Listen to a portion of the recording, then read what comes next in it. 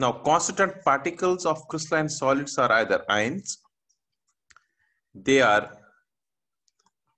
atoms, they may be molecules, or they may be kernels, right?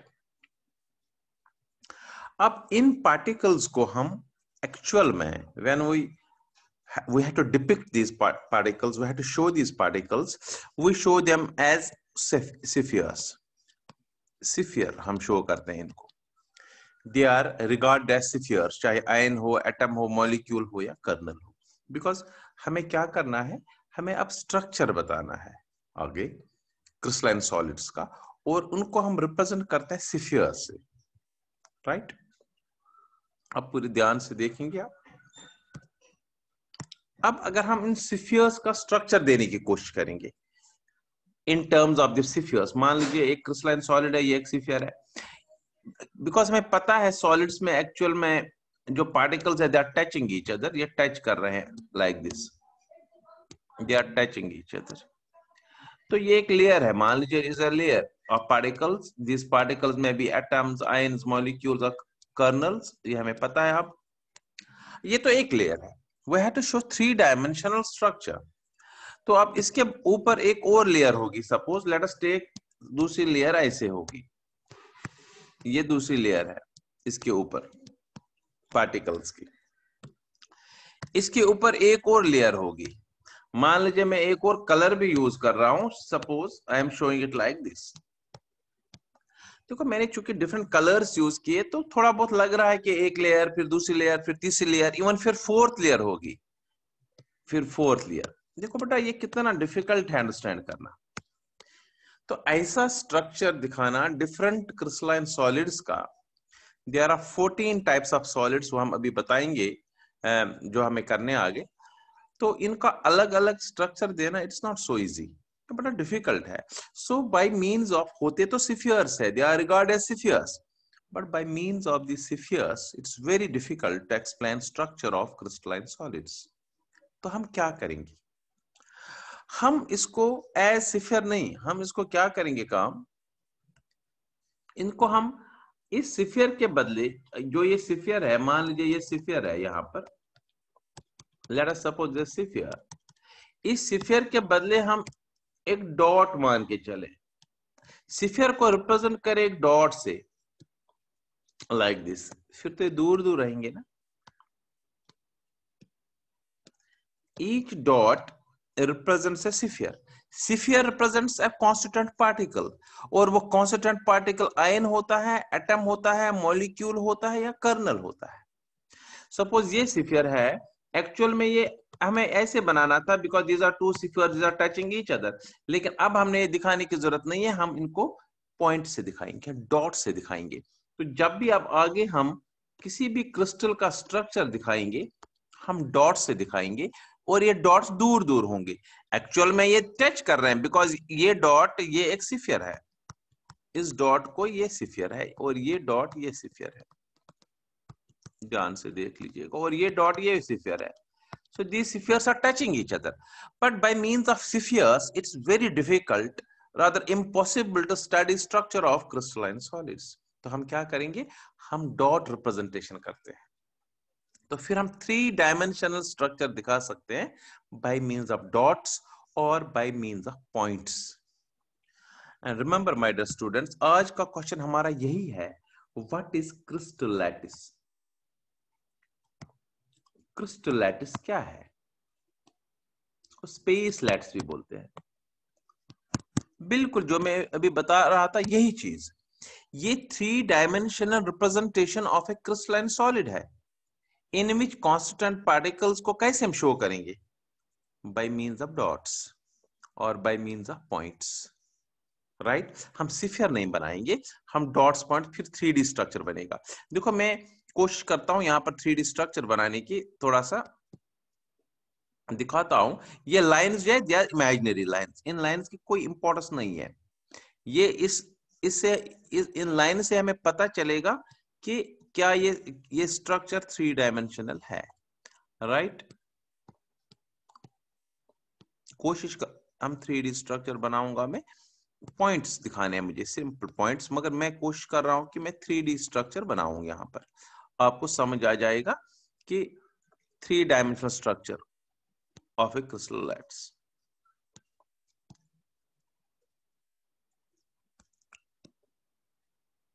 Just trying to form a 3D structure. But remember, these lines have got no significance. Line सिर्फ imaginary है, line सिर्फ समझने के लिए है।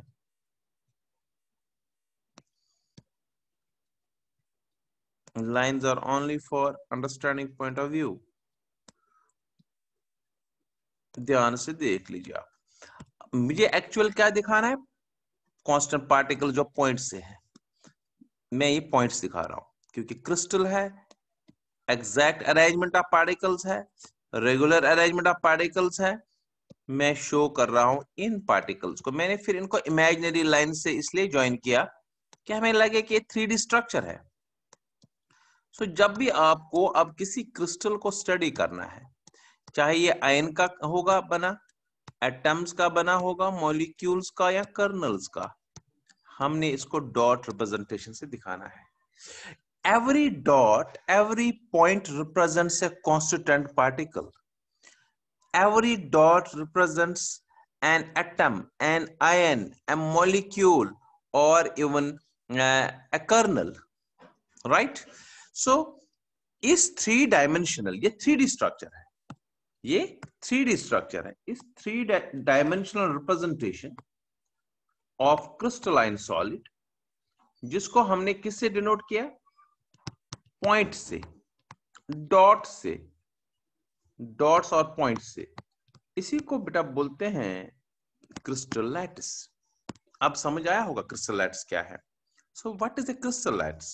Simple, it is a 3 dimensional representation of a crystalline solid in which constituent particles, atoms, ions, molecules or kernels are represented by, are shown by dots or points. और वो जगह जिन पर ये डॉट्स है, उन जगहों को बोलते हैं लैटिस साइट्स। इसको हम स्पेस लैटिस बोलते हैं। सो जब भी आपको अब कोई सॉलिड स्टडी करने की बारी आएगी, आपको सॉलिड स्टेट दिमाग में आएगा, तो आपको एमॉर्फस को छोड़ना है। अब आपको सिर्फ क्रिस्टलाइन याद रखना है, और क्रिस्टलाइन में भी आपको याद रखना है, अगर हमें किसी क्रिस्टल का स्ट्रक्चर देना है, we show it by means of crystal lattice. लेकिन देखो बेटा, जो क्रिस्टलाइन सॉलिड में जो एक जगह पर अरेंजमेंट होता है, वही दूसरी जगह पर होता है, वही रिपीट होता जाता है। सो इस क्रिस्टल लैटिस में जो पार्टिकल्स का अरेंजमेंट है, ये सारा पढ़ने की आवश्यकता नहीं है। हम क्या करेंगे काम, हम इस क्रिस्टल लैटिस में वो पार्ट ले लेंगे, ऐसा पार्ट ले लेंगे जो अगर उसको हम रिपीट करें बार बार, तो हमें पूरा क्रिस्टल बन जाएगा। तो अगर हम उसी चीज को पढ़ेंगे, तो फिर सारा क्रिस्टल लैटिस पढ़ने की जरूरत नहीं है। देखो, मैं इसमें एक छोटा सा पार्ट अलग कर रहा हूं, पूरे ध्यान से देख लो। मैं ये पार्ट मैंने इसमें अलग कर दिया, ये परफेक्ट पार्ट है। अगर आप ध्यान से देखेंगे, इसके पीछे भी ऐसा ही पार्ट है ना। देखो, मैं दिखाता हूं, I am trying to show it by a different colour, थोड़ा आइडिया आएगा। बिल्कुल ऐसा ही पार्ट इधर पीछे भी है, देख लीजिएगा, बिल्कुल सेम पार्ट, बिल्कुल ऐसा ही स्ट्रक्चर पीछे भी है, लाइक दिस। अगर मैं सेम ऐसा ही स्ट्रक्चर ले लूं, इधर इस जगह पर भी होगा। अब देख लीजिएगा, मैं किसी जगह पर भी बना सकता हूं। सपोज इस जगह पर ले लूं मैं, देखो यहां पर भी बिल्कुल ऐसा ही पार्ट है जो मैंने अभी दिखाया था, ये बिल्कुल वैसा ही पार्ट है। इधर से इसका ये है फोर्थ पार्ट। सो इसमें से हम क्या करेंगे, इसमें ऐसे ऐसे कितने हैं, अगर आप मैं कहूं छोटे यूनिट्स कैसे हैं, जैसे आप सांप सीढ़ी खेलते हैं ना, तो छोटे छोटे वो डाइस होते हैं। अगर मैं वही डाइस ले लूं, बहुत सारे डाइस, उन डाइसों से भी एक क्यूब हम बना सकते हैं। सो जो पूरा क्यूब है, मान लीजिए वो क्रिस्टल लैटिस है, तो एक डाइस अगर इसमें हम ले लें, तो वो एक डाइस का नाम होता है बेटा यूनिट सेल। सो जो ये पार्ट है, जस्ट ये एक छोटा सा जो मैंने निकाला, ये यूनिट सेल है। सो अगर मैं आपको बताऊं आज, बता दो क्रिस्टल लैटिस यूनिट सेल से बना होता है, बिल्कुल सही। सो पूरे क्रिस्टल लैटिस को समझने के लिए, या पूरा क्रिस्टलाइन सॉलिड को समझने के लिए हमें अब सिर्फ यूनिट सेल को पढ़ने की आवश्यकता है, क्योंकि जैसी एक यूनिट सेल होगी वैसा ही दूसरी यूनिट सेल होगी, वैसा ही पूरा क्रिस्टल लैटिस होगा और वैसा ही एक क्रिस्टलाइन सॉलिड होगा, राइट। तो अब हमें अल्टीमेटली देखो, मैंने सॉलिड स्टेट से शुरू किया था, फिर बताया एमॉर्फस, फिर हमने कहा क्रिस्टलाइन सॉलिड को पढ़ना है, फिर क्रिस्टलाइन सॉलिड को स्टडी करने के लिए we need to study crystal lattice, और क्रिस्टल लैटिस को स्टडी करने के लिए we need to study unit cell. So what is a unit cell now? शाबाश। यूनिट सेल वो ऐसा स्मॉलेस्ट पार्ट है इस पूरे क्रिस्टल लैटिस का, जिसको अगर हम बार बार रिपीट करें हमें पूरा क्रिस्टल लैटिस बन जाएगा। So it is a small but perfect part of a crystal lattice, which when repeated in its own dimensions gives complete crystal lattice, gives complete structure of crystal lattice, gives complete structure of the crystalline solid. So अब ultimately अगर कभी भी आपको किसी भी crystalline solid को study करना है, we have to study only unit cell, क्योंकि जैसी एक यूनिट सेल होगी वैसी दूसरी होगी, तीसरी होगी, और वैसा ही पूरा क्रिस्टल लैटिस होगा। सो अब हमने अगला जो क्वेश्चन है हमारा, that is crystal, ध्यान से सुनिएगा, that is unit cell, that is now unit cell। इस क्रिस्टल लैटिस का एक छोटा पार्ट मैं अब अलग कर रहा हूं, एक छोटा सा पार्ट जो इसमें से हमने निकाला वो ये है, इसको मैं अलग कर रहा हूं इधर से, अब थोड़ा सा बड़ा बना रहा हूं, अब उतना छोटा नहीं बनाऊंगा समझने के लिए।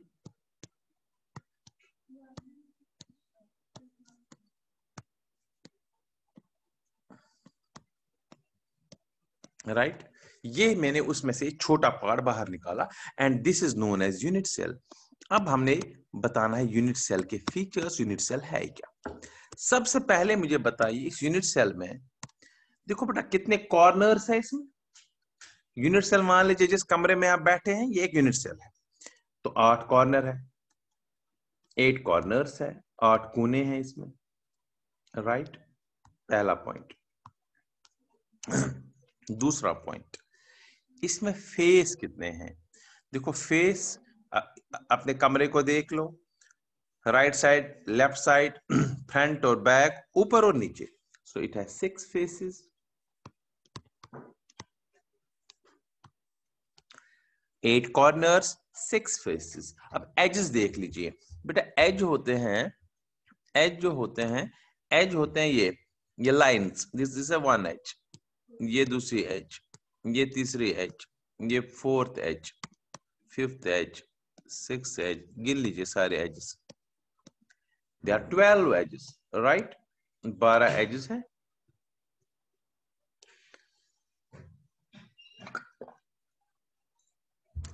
Eight corners, 6 faces, 12 edges, right. अब इस यूनिट सेल में 3 चीजें बड़े इंपॉर्टेंट है। देखो बेटा, अगर मैं इस पॉइंट से स्टार्ट करूं, जो सेंट्रल पॉइंट है, कोई भी पॉइंट में ए पॉइंट से स्टार्ट कर रहा हूं, let us take this edge X axis, this edge Y axis and this edge Z axis. इस पॉइंट से स्टार्ट कर रहा हूं। अब पूरे ध्यान से देख लीजिएगा, इस पॉइंट से अगर मैं यहां से ले लूंगा यहां तक डिस्टेंस, इस यूनिट सेल, इस डिस्टेंस को मैं ए लिखूं। अभी हमने ये नहीं कहा ए कितना होगा, बी कितना होगा, सी कितना होगा, लेकिन इसको हम ए मानते हैं। यहां से यहां तक जो डिस्टेंस है इसको मैं बी मानता हूं, और ऊपर वाली हाइट, जेड एक्सिस वाली हाइट, इसको मैं सी मानता हूं। सो इनको बोलते हैं एक्सियल लेंथ्स, याद रखना है, क्या बोलते हैं, एक्सियल लेंथ्स। सो कितनी एक्सियल लेंथ्स है मैं यहां पर लिख भी लेता हूं, it has got 3 axial lengths. देखो अगर ये चीज आप समझेंगे आपको एंट्रेंस में कभी कोई प्रॉब्लम नहीं होगी। एक्सियल लेंथ्स क्या क्या है, ए बी सी। क्वेश्चन तो छोटा है ये, but remember these important things. Axial lengths 3, और इन एक्सियल लेंथ्स के बीच में जो एंगल होता है उसको बोलते हैं इंटर एक्सियल एंगल। क्या बोलते हैं, इंटर एक्सियल एंगल, ये आपको याद रखना है। जो बी और सी के बीच में, ये बिल्कुल ऐसे, इसको हम चेंज नहीं कर सकते हैं। बी एंड सी के बीच में एक एंगल होगा, सी एंड ए के बीच में एक एंगल, और ए एंड बी बीच में एक एंगल। होना क्या चाहिए था, हम नॉर्मल में A B B C C D, ऐसा नहीं। बी और सी के बीच में, अब मैं इंटर एक्शियल एंगल्स की बात कर रहा हूं, inter axial angles. Inter axial angles जो है, एक है बेटा अल्फा, एक है बीटा, और एक है gamma. Remember 3 inter axial angles are there, right. अब ये याद रखना है, बी और सी के बीच में जो एंगल है that is alpha. You have to remember, you can not change it. आप ऐसे नहीं लिख सकते ए बी में अल्फा, बी सी में बीटा और सी ए में गामा, बिल्कुल नहीं। These are sign conventions, you have to remember these things. B and C के बीच में जो एंगल है that's alpha, C and A के बीच में जो एंगल है that is beta, right? Correct? और गामा एंगल देखो इंटरेस्टिंगली A और B के बीच में होता है। सो अब मुझे बताइए यूनिट सेल की डेफिनेशन और इसके फीचर्स जो मैंने बताया अभी। Unit cell is the smallest but perfect. Perfect होना चाहिए, ये नहीं कि आप कोई भी ले लेंगे, नहीं, इट इज परफेक्ट। ये एक डाइस है पूरा, इसी डाइस को अगर बार बार रिपीट करेंगे पूरे क्रिस्टल बनेगा। So it is the smallest but perfect part of a crystalline solid, which when repeated in its own dimensions gives complete crystalline structure. हो गया what is unit cell। फिर देखेंगे 8 corners 6 faces 12 edges, ये आपको खुद याद रखना है। इस चीज को देख लीजिए, रफ में यही लिखना है, यही याद रखना है, यही नोट्स भी है इनफैक्ट। और इस है it a unit cell has 3 axial lengths A B C, 3 axial lengths है, and 3 interaxial angles, alpha between B and C, beta between C and A, gamma between A and B, right? कोई शक इसमें? ये था what is crystal lattice and what is unit cell. अब जब भी हम किसी भी, मान लीजिए मैं कल को बताऊंगा NaCl स्ट्रक्चर को एक्सप्लेन करेंगे, तो आपको इसका यूनिट सेल को पढ़ना है। सीजियम क्लोराइड का यूनिट सेल पढ़ना है, आपको इसका यूनिट सेल को पढ़ना है, क्योंकि unit cell is the representative of the whole crystalline substance, crystalline solid, right. अब इसके बाद यूनिट सेल के बाद types of unit cells. Next, types of unit cells. अब ये यूनिट सेल की क्या क्या टाइप्स है।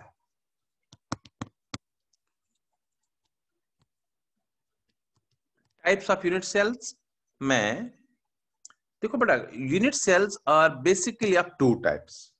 एक को बोलते हैं प्रिमिटिव यूनिट सेल और सिंपल यूनिट सेल। प्रिमिटिव या simple unit cell,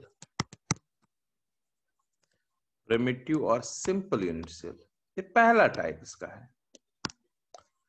simple unit cell का मतलब ऐसी यूनिट सेल जिसमें कांस्टिट्यूएंट पार्टिकल सिर्फ कॉर्नर पर होंगे। सपोज मैं एक यूनिट सेल लेता हूं जो अभी मैंने कहा, जिसके 8 कॉर्नर्स है, जिसके 12 एजेस है, जिसके 6 फेसेस है, और जिसके 3 एक्शियल एंगल्स है, इंटरएक्शियल एंगल्स है, 3 एक्शियल लेंथ्स है। अब ये यूनिट सेल है हमारी, इसमें पार्टिकल्स एट द कॉर्नर्स अगर होंगे, सिर्फ कॉर्नर पर पार्टिकल्स क्या है, एटम्स, आयंस, मॉलिक्यूल्स और कर्नल्स, ऑलरेडी एक्सप्लेन्ड। या अगर this is simple unit cell. So what is a simple unit cell? What is a primitive unit cell? That type of cell in which constituent particles are present only at corners. याद रहे। Now, next, second type. Second type is non-primitive unit cell. Non-primitive unit cell. Non-primitive unit cell.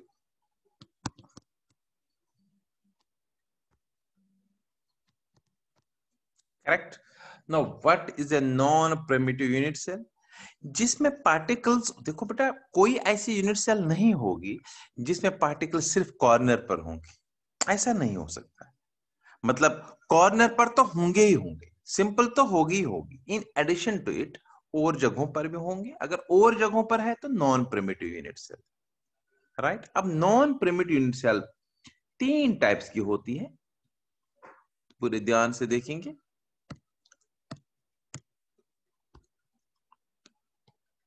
मैं 3 unit sales बना रहा हूं यहां पर, 3 unit sales.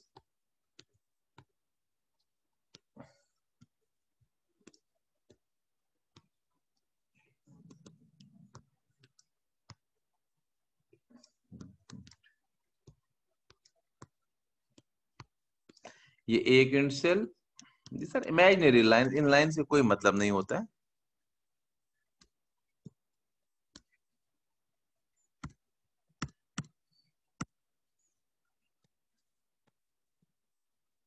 मैं 3 unit sales बना रहा हूं यहां पर।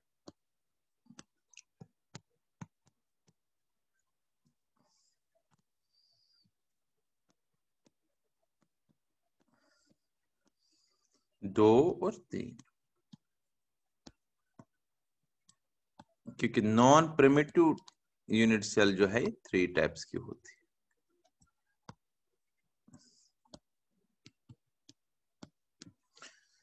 अब हम देखेंगे, देखो ये तो मैंने पहले से ही कहा था कि कॉर्नर पर तो पार्टिकल्स होंगे ही होंगे, सिंपल तो पहले है ही है, in addition to it particles होंगे, सिंपल तो मस्ट है।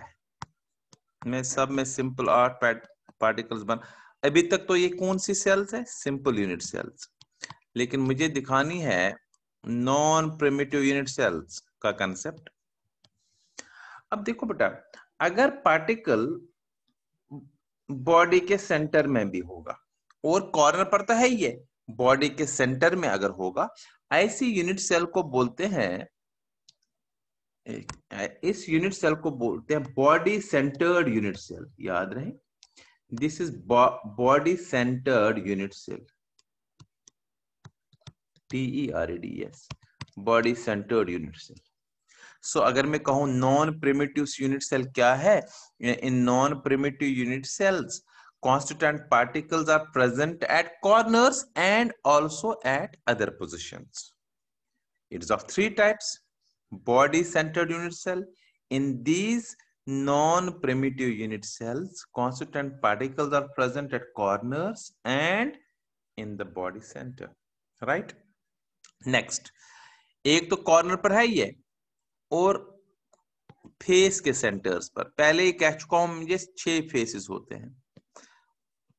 देखो बड़ा, फ्रंट फेस, ये फ्रंट फेस है, इस फ्रंट फेस को मैं, ये फ्रंट फेस बना रहा हूं मैं, इस फ्रंट फेस के सेंटर, और बैक वाला फेस, ये बैक वाला फेस है। अगर आप पूरे ध्यान से देखेंगे, दिस इज बैक फेस, इसका सेंटर, क्योंकि 6 फेसेस है, एक ऊपर, एक नीचे, एक राइट, एक लेफ्ट, एक फ्रंट है, और एक, तो ऐसी यूनिट सेल्स में इसको कहते हैं फेस सेंटर्ड यूनिट सेल,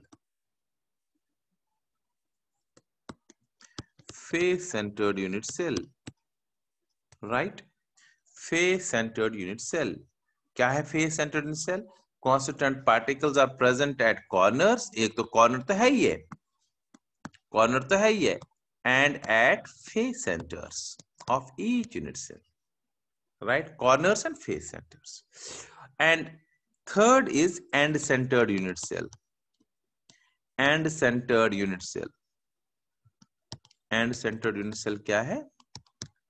देखो बड़ा, एंड सेंटर्ड यूनिट सेल में कॉन्स्टिट्यूएंट पार्टिकल्स एक तो कॉर्नर पर है ही है, और किसी भी 2 अपोजिट फेस के सेंटर में, जहां पर आपको मर्जी है दिखा दीजिए, ऊपर नीचे भी दिखा सकते हो, फ्रंट पीछे भी दिखा सकते हो, यहाँ राइट लेफ्ट में से, this end centred unit cell, any 2 opposite face पर पार्टिकल्स होते हैं। सो अभी तक अब अगर देखा जाए तो 4 टाइप्स हो गए ना। सिंपल यूनिट सेल में सिर्फ कॉर्नर्स पर पार्टिकल्स है, बॉडी सेंटर्ड यूनिट सेल में कॉर्नर्स एंड बॉडी के सेंटर में, सेंटर ऑफ द रूम, अगर आप रूम को देखेंगे, एक तो 8 कॉर्नर पर और एक सेंटर में। फिर है फेस सेंटर्ड यूनिट सेल, एक तो कॉर्नर्स पर तो है ही है, और फेस के सेंटर्स में, and last is end centred unit cell at constituent particles are present at corners and at opposite faces of any two opposite faces, right? So ये मैंने कहा what is types of unit cell, what is the unit cell, इसके क्या types है, crystal lattice क्या है और unit cell क्या है। अब हमने इसके बाद जो हमारा क्वेश्चन है that is थोड़ा सा ये क्लास इसमें सीबीएसई और एंट्रेंस में आ जाएगा। क्रिस्टल सिस्टम्स क्या होते हैं, next is what are crystal system. पहले मैं थोड़ा रिवाइज करता हूं, आज हमने क्या किया, मेन क्या हमने, क्रिस्टल लैटिस क्या है, 3D representation of a crystalline solid in which constituent particles are represented by dots or points, it is crystal lattice। फिर नेक्स्ट मैंने कहा यूनिट सेल क्या है, unit cell is the smallest, मैं फिर यहां दिखा रहा हूं, इसका ये छोटा सा पार्ट जो ये वाला पार्ट है ये मैंने निकाल दिया है, ये यूनिट सेल है और इसी यूनिट सेल को मैंने इधर दिखा दिया। Smallest but perfect part of crystal lattice, जिसको which when repeated in its own dimensions gives complete crystalline structure। It has 8 corners, 6 faces, 12 edges, right?